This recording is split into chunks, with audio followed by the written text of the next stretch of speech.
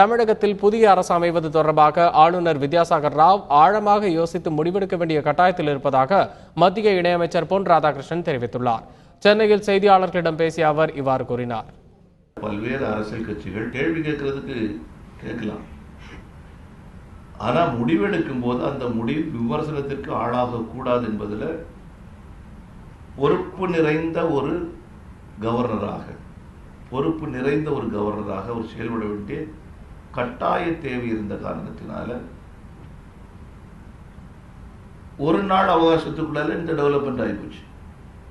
அதையும் யோசித்து முடிவெடுத்திருக்கிறார். அவர் ஒரு முடிவெடுக்கக்கூடிய வாய்ப்பு வருது போல தெரியும். அதுக்குள்ளால இங்க மற்றொரு பிரச்சனை வந்துடும். இப்படியே தொடர்ந்து பிரச்சனை வந்துட்டு இருந்தது. இன்னைக்கு அதுக்கெல்லாம் ஒரு தீர்வு வந்த நிலைமை. இப்போ அவங்க ஒரு முடிவு எடுத்திருக்கிறாங்க.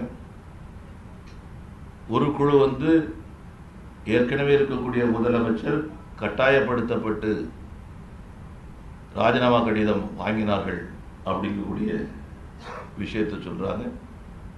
இன்னொரு குழு புதிய முதலமைச்சரை தேர்ந்தெடுத்திருக்குது அப்படிங்கிறாங்க. யார் தங்களுடைய தலைவர்களை தேர்ந்தெடுக்கப்பட வேண்டுமோ அவர்கள் எல்லாம், அந்த சட்டமன்ற உறுப்பினர்கள் எல்லாம் இன்னொரு இடத்துல இருக்கிறதும் உறுதி செய்யப்பட்டிருக்குது. அது கட்டாயப்படுத்தி வைக்கப்பட்டிருப்பதாக சொல்லப்படுது. ஒரு கவர்னர் இதை பற்றி ரொம்ப ஆழமாக யோசித்து முடிவெடுக்க வேண்டிய கட்டாய நிலையில் இருக்கக்கூடியவர். அதை அவர் பண்ணிட்டு இருக்கார்.